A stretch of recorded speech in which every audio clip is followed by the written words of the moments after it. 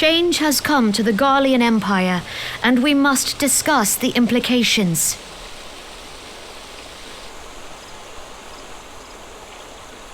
The rumors are true, then? The War of Succession is ended? It is. A new emperor reigns in Garlemald. Who?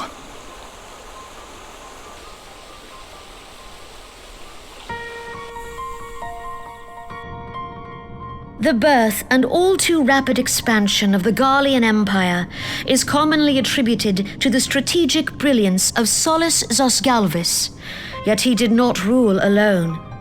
Several members of the royal household also distinguished themselves during his reign. Nevertheless, it was the eldest son who stood to inherit the throne, until his most untimely passing. I thought us fortunate when I learned that the Emperor had died without naming a successor.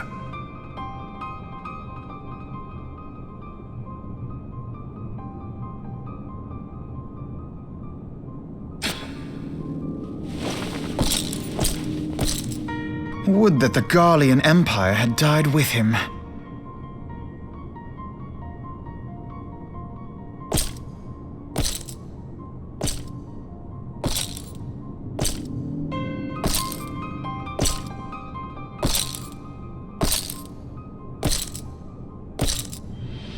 'Twas the grandson and his uncle who had the strongest claims, was it not?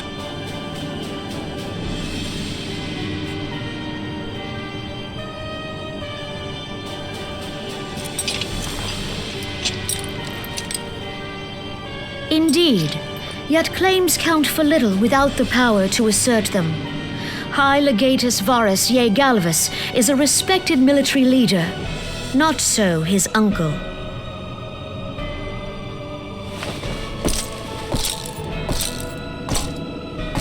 So young Varus has torn the crown from his uncle's grasp and taken his place at the head of the Empire.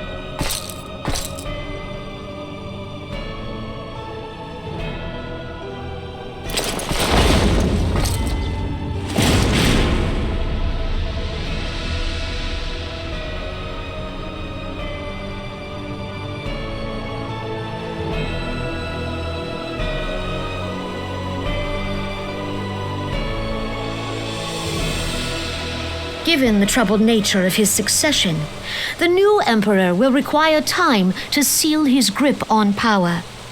Yet have no doubt but that he shall, for there are none left with strength enough to oppose him.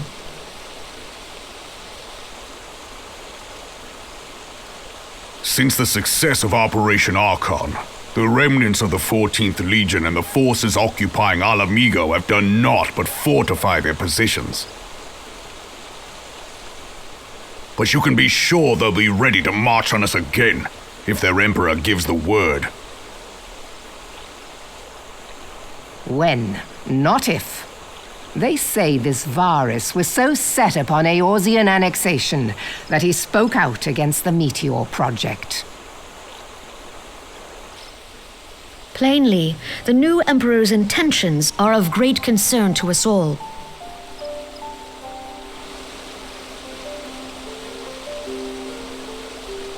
I propose that we set aside the Cartno dispute for the present, and discuss what measures the Alliance might take to prepare for a resumption of hostilities with Garlemald. Moreover, I move that we re-examine the question of how our former allies in Ishgard might be persuaded to retake their place at our side. Could Eorzea but stand as one, 'twould deal a grave blow to our enemies' ambitions.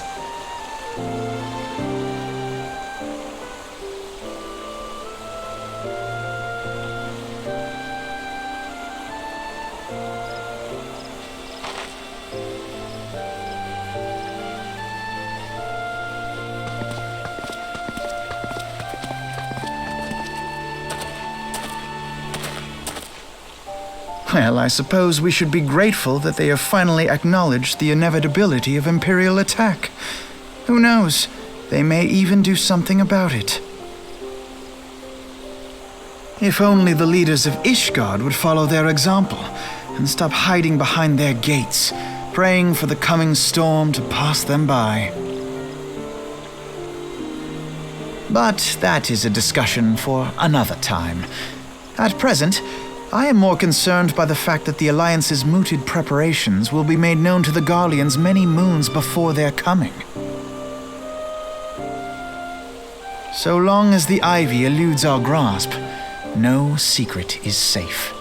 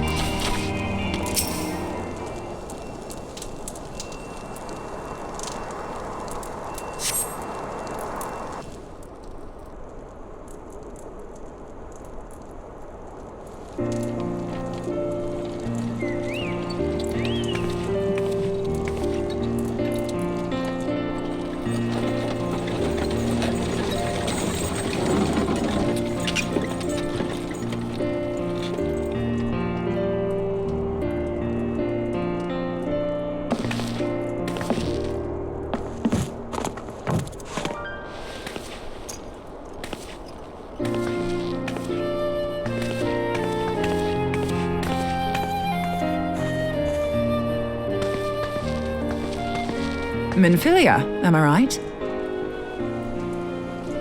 None other. I bid you welcome to Revenant's Toll, and to thank you for traveling so far on such short notice. As if I could ever say no to Urianger. Moonbreeder is an accomplished Sharlayan scholar and an authority on aetherite technologies. She has played an invaluable role in our search for a means to capture Ascian souls. Charmed, I'm sure.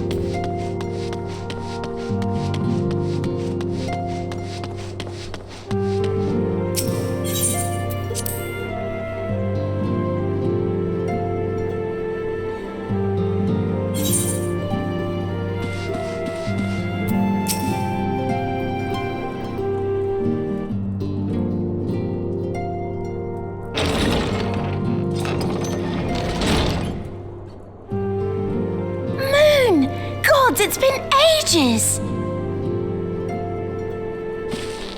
Oh, longer, sister!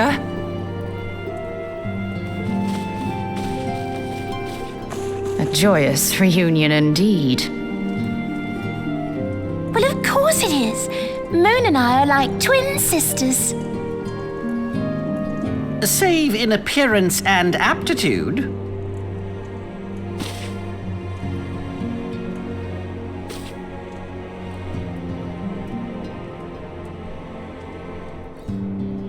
Everyone, if I could have your attention.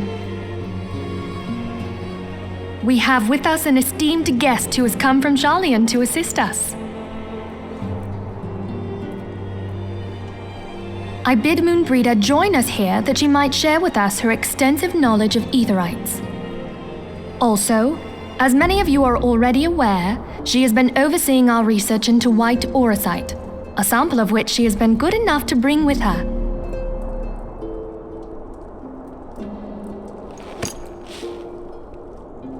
Well, I had to come, didn't I? You'd have to be bloody daft to turn your nose up at a chance like this. Where better to conduct my final tests than a land so steeped in ether you can taste it? 'Tis plain the passage of the years hath done little to dampen thy youthful spirits. And nothing at all to reform thy youthful manner.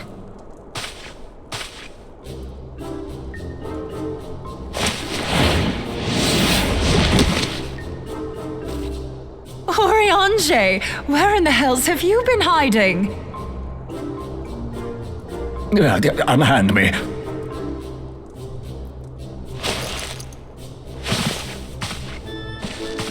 I come all this way, and that's what you have to say to me. I much preferred when you were pleading with me to drop everything and hurry to your side. What was it you said? None save thee can satisfy this need. Go on.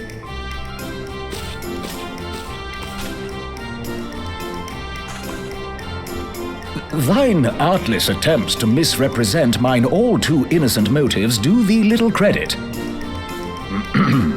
Mine intent, as well thou knowest, was but to impress upon thee the gravity of the circumstance. Lest thou doubt, a deiform entity shall shortly be summoned, save if thou and no other grantest my compeers thine aid.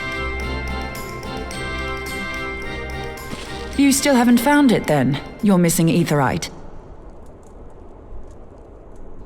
We have not. No. We know that Iceheart teleported to an aetherite not far from the first. Yet even after careful analysis, we could not locate the second beacon. We now suspect that the heretics destroyed the second aetherite to impede our pursuit. Our allies continue to scour Snowcloak for Iceheart's sanctuary, but we have no guarantee that they will find it. Yet it must be found, for even now Iceheart prepares to call upon Saint Shiva. I'm sorry, but if the aetherite's been destroyed, then that's that. Although, you're absolutely sure she used the first aetherite, are you? She didn't just use teleportation magics? One of our own bore witness to her escape. I can say with absolute certainty that Iceheart used the aetherite.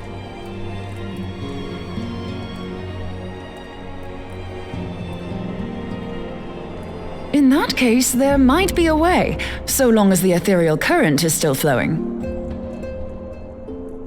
Truly? How? We use the current to recreate the beacon. As you know, aetherites are a bit like lighthouses. We use them to reconstitute our physical forms when crossing the ethereal sea.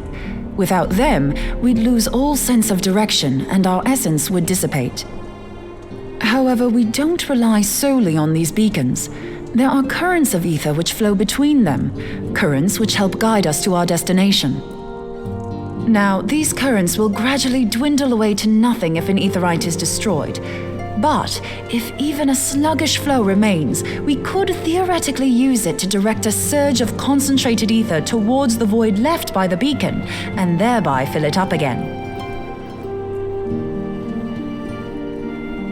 Like opening the floodgates to fill a dry riverbed.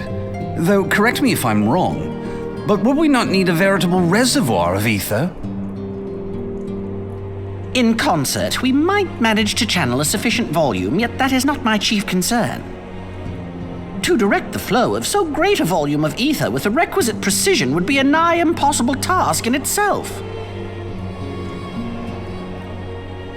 I barely succeeded in facilitating travel to an unattuned beacon.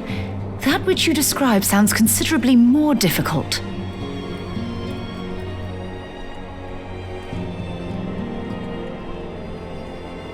And dangerous. Every person who has attempted to teleport in this fashion has died in the process. They, however, did not have white aura sight at their disposal. I can use it to channel all the ether you can give me into the aetherite. However, white aura sight cannot retain ether for an extended period of time, so we would need to infuse it immediately beforehand. Just so you know, I'd confidently give this plan better than even odds of success. And if the worst comes to worst, your people won't suffer. Though it risked the lives of our best and brightest, we have not the time to seek other options. If the ethereal current still flows, we shall carry out Moonbreeder's plan. That's the spirit. Let's roll the dice.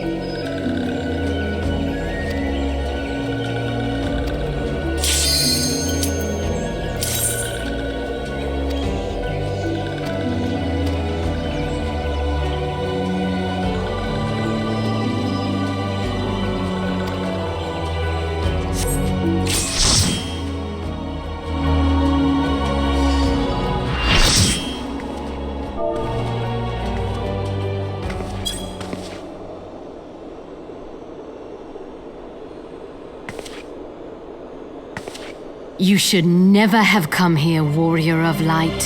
I labor only to forge a lasting peace. A peace you would deny us out of ignorance and blind faith. No matter. If it is our fate to be at odds, then it is mine to strike you down. We whom gods and men have forsaken shall be the instruments of our own deliverance. Partake of my flesh. Fill this vessel with your light. Walk amongst your brothers and sisters once more. Oh, Saint Shiva, still the hatred within our hearts and bless us with eternal grace.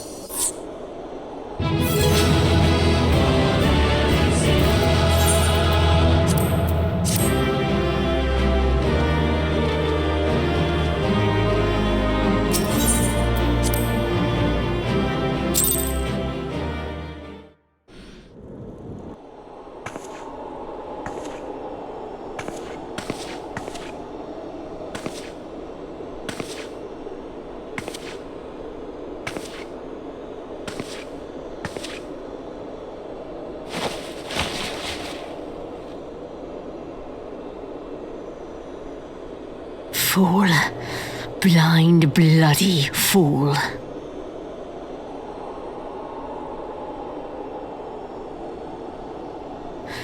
You, of all people, should understand the suffering war begets.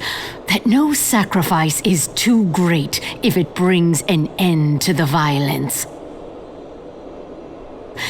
Mine is the righteous cause.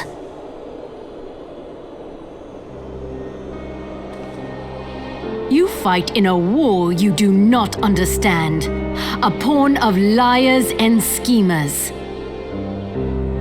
And they are no less ignorant than you, following the creed of their fathers without question, never thinking to ask why.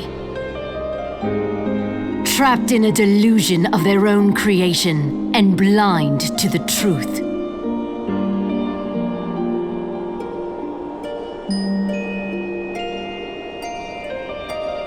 Warrior of light, redemption is not beyond us. We who walk before may lead those who walk after. Seek the keeper of the lake. See with eyes unclouded.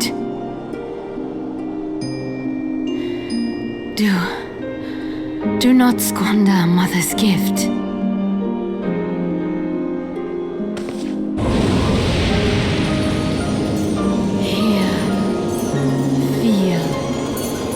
Think.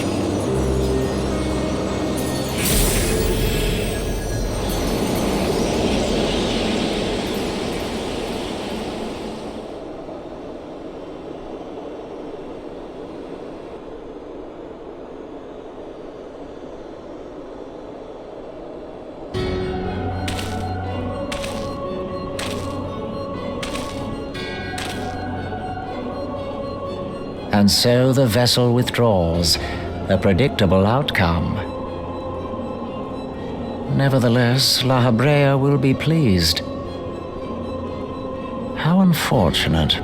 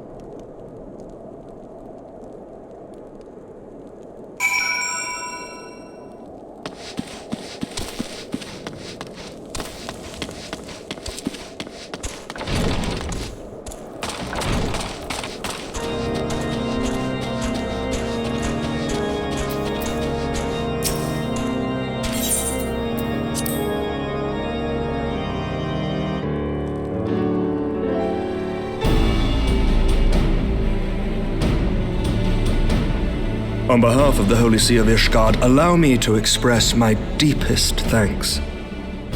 Never before have we been required to contend with a primal. Indeed, there were fears in some quarters that our knights might not be equal to the task.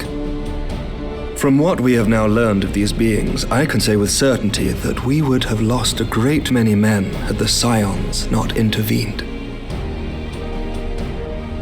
Then the argument for preemptive action should be self-evident. Perchance now you will reconsider my proposal that Ishgard move against Nautalon. Ere we first met, a similar proposal was tabled, but the Holy See decreed that we were to observe, and that military action should be taken only in self-defense. All things considered, it was not an unreasonable decision. Since the calamity, 2 vigils have fallen to the Horde, while Garuda has never shown any inclination to storm the gates of judgment. Which is why this unprecedented crisis and its resolution may prompt a change in policy. You who have faced these primals know well the threat they pose. Ishgard did not. Not until now. And there is naught like a brush with death to change a man's outlook. At the very least, this should silence any lingering objections to our arrangement with Revenant's Toll. The Holy See may even feel moved to grant us its formal endorsement. So far as it is possible, the Scions shall be compensated for their service. We should be grateful for any aid you can provide. As a gesture of good faith, I shall withdraw my previous request. Your people are doubtless needed elsewhere. That will not be necessary. We, too, have a vested interest in watching Dravania's movements. I see. Once more, I must thank you. Sir Emmerich, if I may, do you truly believe that Midgard Zoma could return? The heavens are a window unto truth, but those who interpret their movements are not infallible. I requested your involvement as a precautionary measure. But of course, you sought an excuse to compensate us from the first, mindful of what would happen if Revenant's Toll were taken by your enemies. Ishgard is not wont to aid its neighbors, but that does not preclude it from manipulating them to serve its own interests. Choose your next words carefully.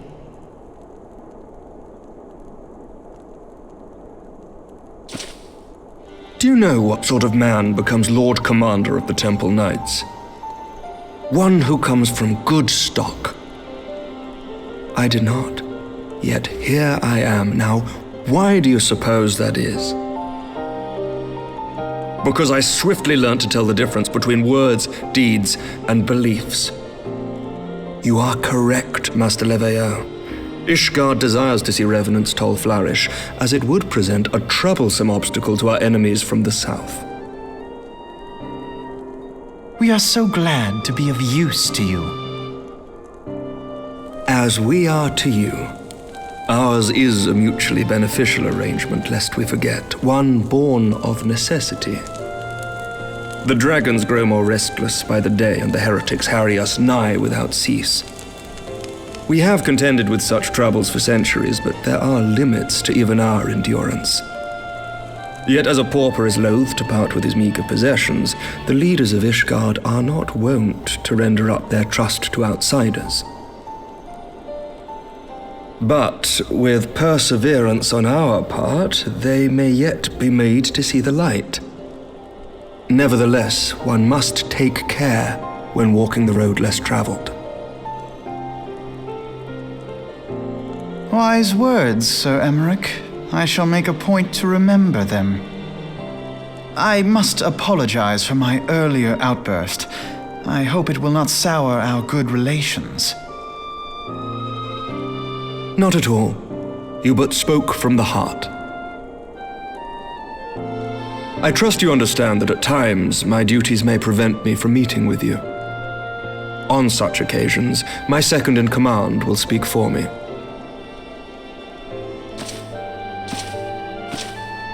Lucia, at your service. Pray excuse our reticence. We are but wary of speaking too freely, lest our sentiments be made known to our enemies. Know that the Lord Commander and I are of one mind. For the sake of Ishgard, and of Eorzea at large, I pray our peoples can put aside their differences. Those who dwell in the past risk losing sight of their future. Should aught befall one of our shipments, pray inform Lucia immediately. You may also relay to her any words you might have for me alone. Not being of Ishgardian birth, she owes no allegiance to any noble house, making her as near to incorruptible as one can find in my homeland. Suffice it to say, I trust her completely, and so may you. Which reminds me, Lord Orchefort, if you would be so kind? Certainly.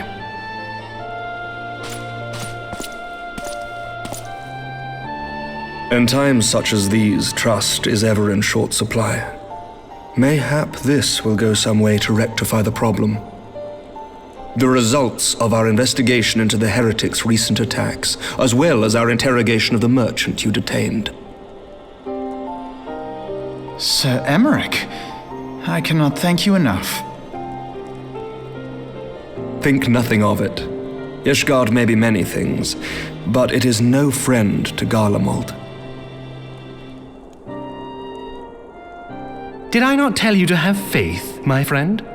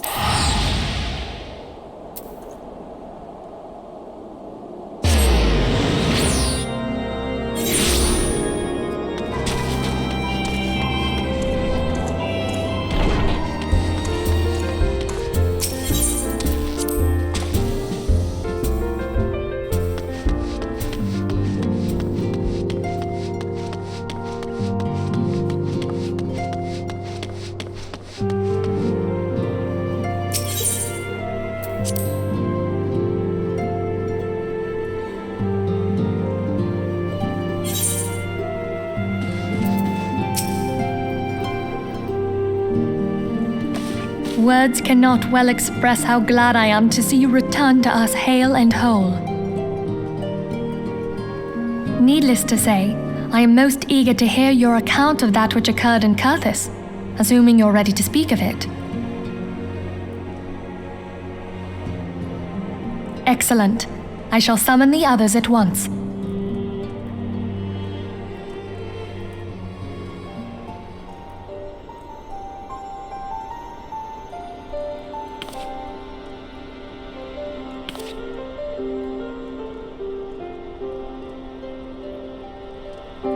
Iceheart used her own body as a vessel for a primal soul? Master Louisoir's writings make no mention of such a possibility. Can we be certain this entity was a primal? As certain as we can be that good King Mogulmog XII was a primal, I should think.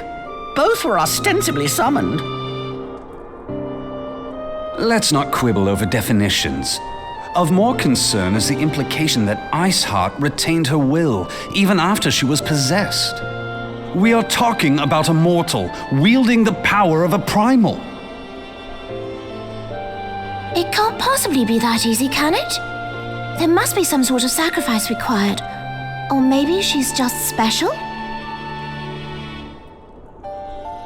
What qualities this woman possesseth, I know not, but full sure am I that she was groomed for this role. Few are privy to the secrets of summoning, and but a single party standeth to profit from their dissemination. Well, I wouldn't presume to comment on how the lass came to know about summoning, but I will say that what she summoned was a primal. The readings were the same, or near as damn it.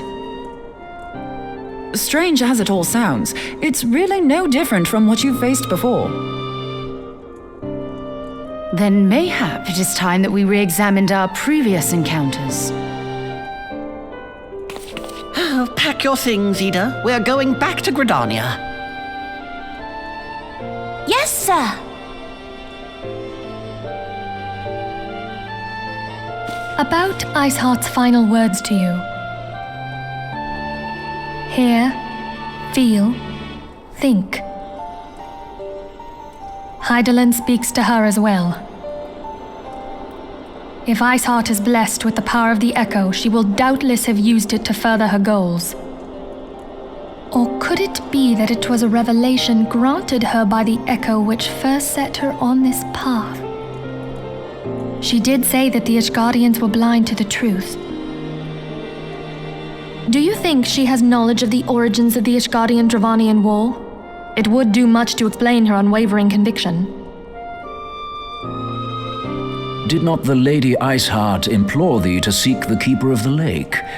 And did she not imply that in so doing thou wouldst come to see with eyes unclouded?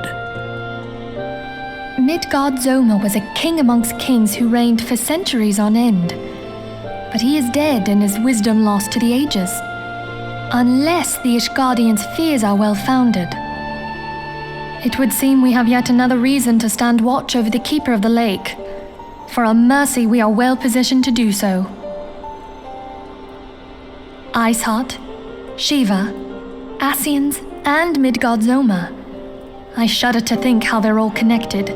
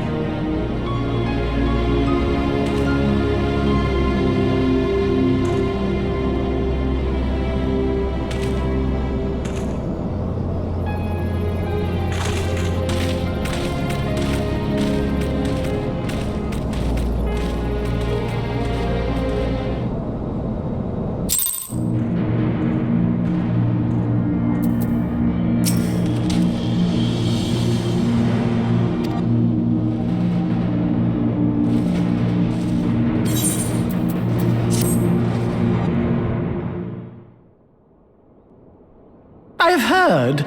Truly bothersome business. No, I do not foresee a problem on that front. The main concern is Roban. There is no telling what the brute might do. Have the Blades watch him in the flames day and night. You may leave the Sultana to me. I shall personally attend her grace.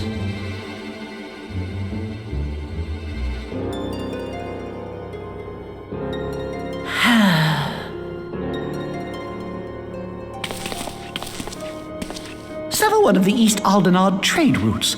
That ought to keep Lolorito occupied for a while.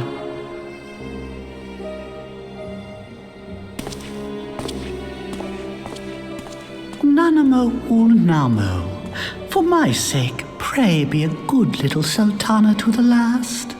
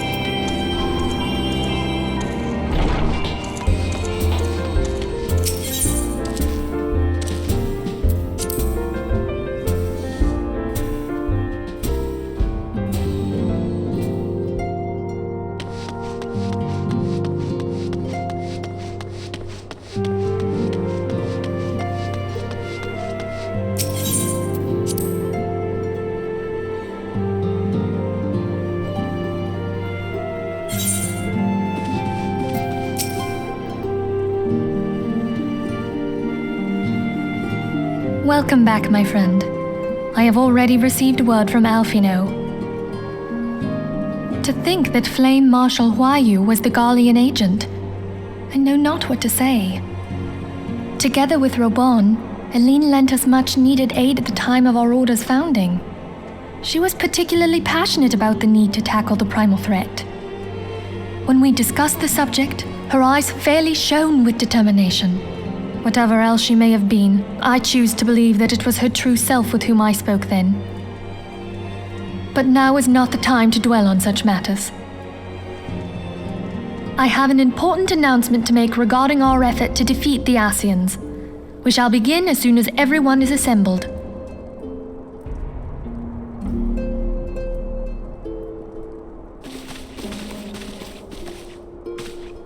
My thanks for coming, friends. Moonbreeder, the floor is yours.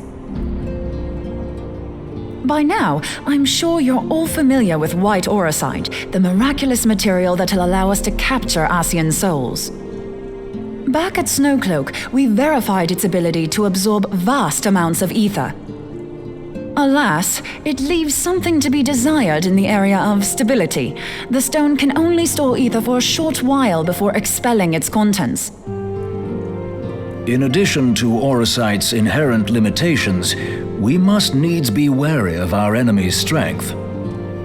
Our foe draweth upon an infinite wellspring of power. Even should we succeed in entrapping him, the stone will not long contain his wrath. Meaning that, if we want to kill the swine, we'll have to be quick about it. 'Tis our belief that an Asian soul may be permanently undone if smitten by a sufficiently concentrated burst of pure ether. The only trouble is, we can't say for sure how concentrated the burst needs to be. Without knowing how much ether an Ascian soul is composed of, we're basically guessing. Our sole clue lieth in thy struggle with La Hebrea. During that encounter, Heidelin bid you forge what she called a Blade of Light, a weapon which took the form of a luminous stream of energy. Based on your description, we believe the blade with which you vanquished your foe was composed of ether. Admittedly, your victory proved ephemeral, as La Hebrea was able to use a crystal of darkness to flee into the space that lies between our world and the void. The fact remains, however, that Heidelin placed the means to destroy the Ascians in your hands. Be that as it may, it would be unwise to assume that she will do the same when we next encounter such a foe. Quite so, my lady. We must needs find the means to forge our own blade of ether, one to equal that which Heidelin did benevolently bestow upon her champion. That is all well and good, but it seems to me that producing such a blade will require a prodigious quantity of ether. Whence will it come, pray tell? What if we had 2 pieces of white auricite? One to trap the Ascian, and the other to store the ether for the blade. Oh, nice try. But it's as I said, the stone won't hold ether for any length of time. We'd still need to collect the stuff there and then, sorry to say. And therein lies the rub. Finding a way to create the blade whenever and wherever we choose. 'Twould seem more research is in order. I'm going to linger a while, perform a few more tests on the auricite. And I could do with some help. Urianger, why don't you lend me a hand? Mine apologies, but I am required at the Waking Sands. Lady Minfilia hath given me sole charge of the premises. 'Twould be unseemly to leave them unattended. Sole charge, you say? So you're basically alone there then? Well, that settles it. I'll just have to come to you.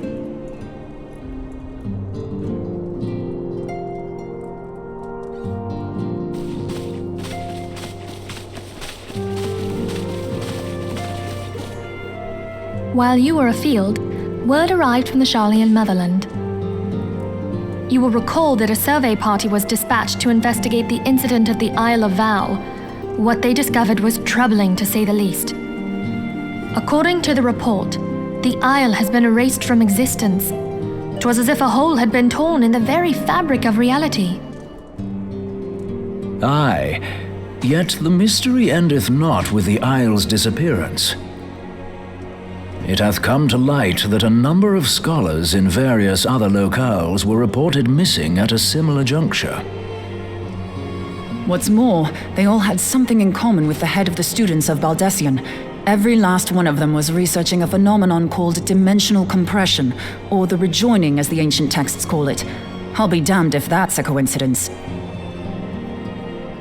All indications suggest Ascian involvement, but I sense that a force greater still is at work. The entity the dark beings call the one true God. We must pray that my dear friend Kryl regains consciousness soon. If she bore witness to the Isle of Val's final moments, she may be able to shed some light on this mystery.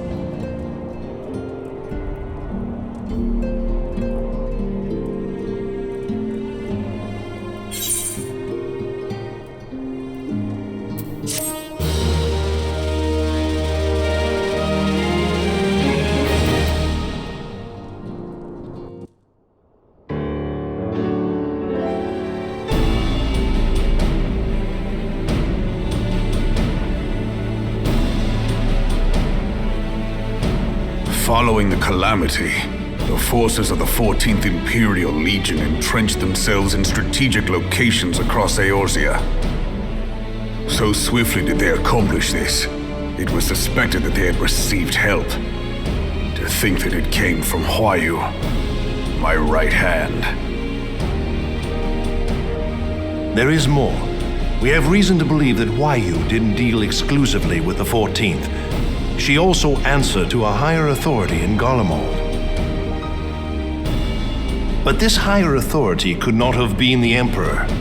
By consenting to the Meteor Project, Solus Zos Galvus showed himself to be more concerned about preventing the spread of primal influence than claiming Eorzea for the Empire. He would happily have seen the lot reduced to ash.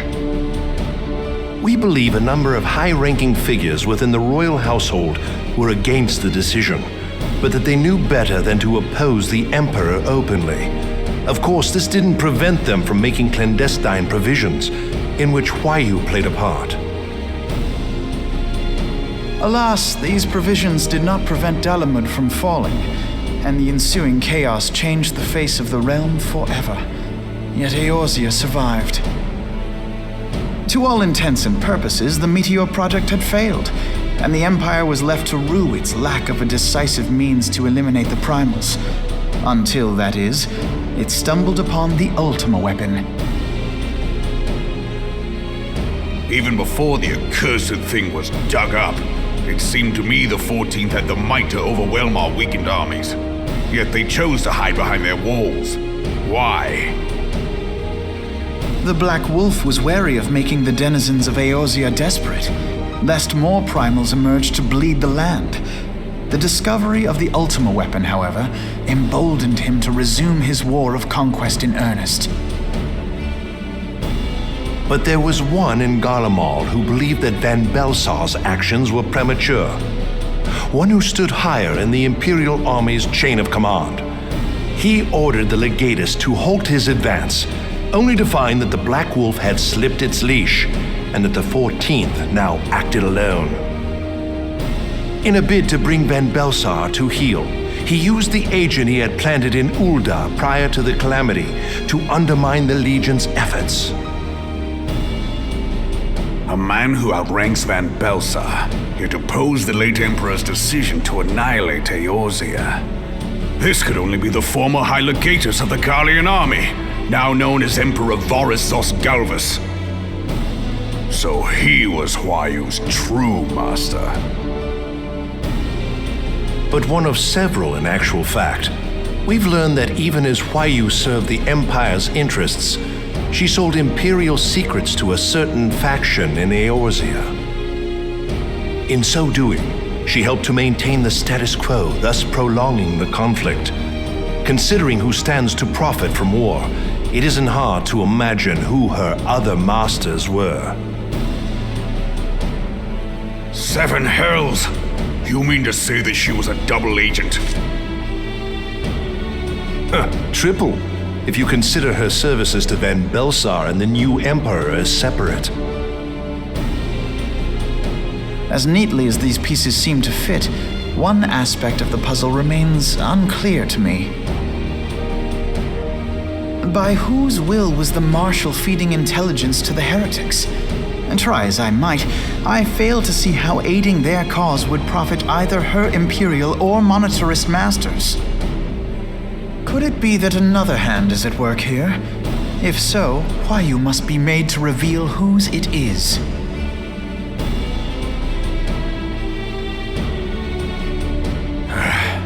Not only have I lost a trusted friend, now I must interrogate her as a stranger. Not a pleasant task, I grant you, but a necessary one. Unless we weed out the ivy, root, stalk, and stem, it will simply grow back. I know that full well. Those closest to Waifu have already been detained, and I will question them alongside her. General, pray keep in mind that there may be unwitting abettors among them. All will be treated fairly. On that you have my word. Those who are innocent have no cause to fear. You have ever been a friend of truth, General. I hope the unpleasant task of weeding out falsehood will not detain you too long. Though it be for the sake of Eorzea, doubting one's comrades is poison to the soul. And with that, I take my leave.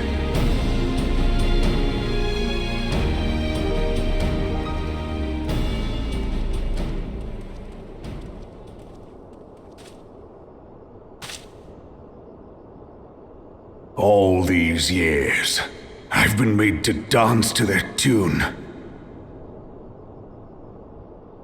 How could you, Waifu? How could you side with them? Those cankers who take from this land and give naught in return, who use their power to disempower and grow fat while the people starve. I know you can hear me, monitorous scum! Your crimes will not go unpunished! One day I will purge this land of your sickness before the eyes of the 12, I swear it!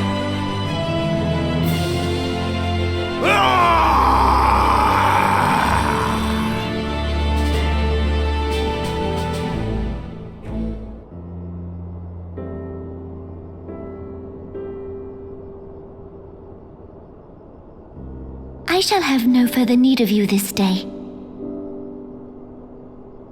Your Grace.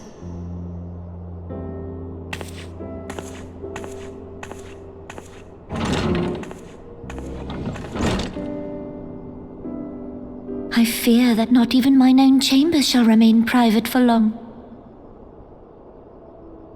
Has the situation grown so grim?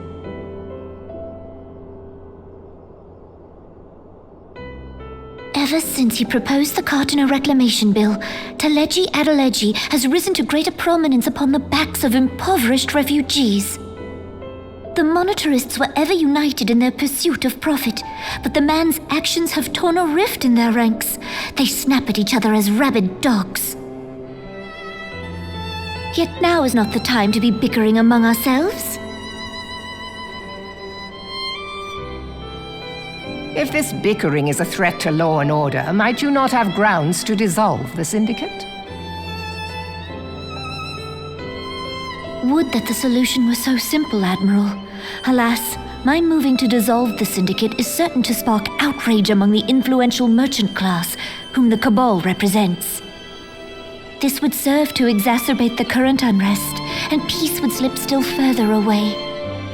Be they rich or poor, natives or refugees, all who reside in Ul'dah have a right to pursue happiness. It is the duty of a ruler to protect this right. If I am to perform my duty, I must needs tread warily. It would not do to make enemies heedlessly. Were Lord Lolorito here, he would doubtless say that I have my head in the clouds.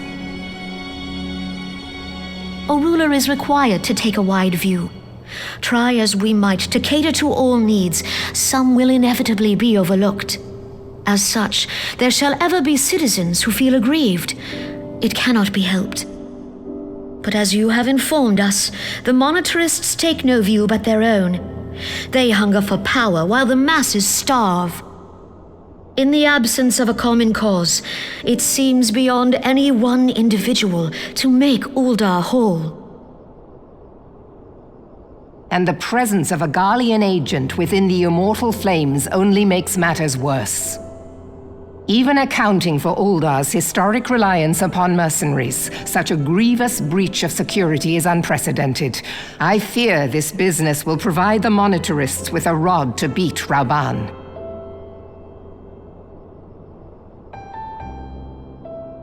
Eorzea can ill afford for the Immortal Flames to be dampened now. Ere long, the Garleans will turn their ravenous gaze toward our lands once more. If we are to resist their might, our nations must stand together. Yet for this to happen, our nations must be whole. Cannot be done to improve the situation in Ul'dah.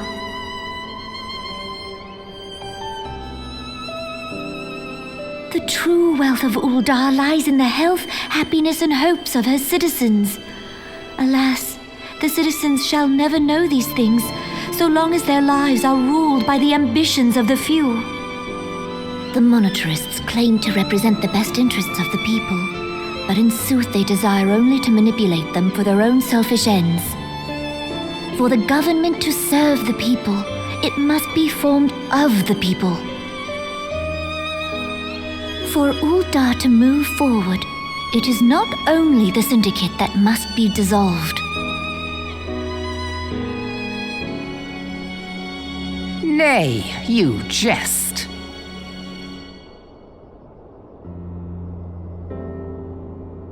My friends, it was for no other reason than to make known to you mine intent that I requested your presence here. When I make my declaration to the people, chaos shall inevitably ensue. As the last monarch in the line of Ul, I make unto you this request. Help Roban to preserve order and protect the people. Forsake them, and you forsake yourselves, for a strong Eorzea will ever have need of a strong Ul'dah.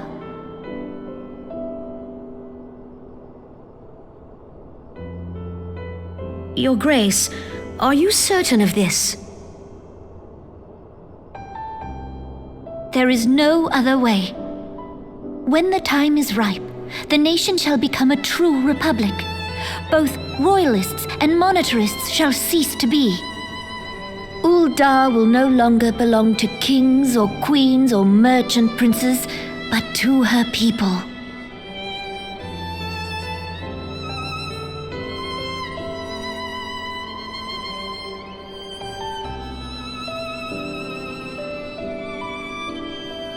Roban, forgive me for casting aside all that you have toiled for in my name. Beyond this gesture, I am powerless to help my subjects.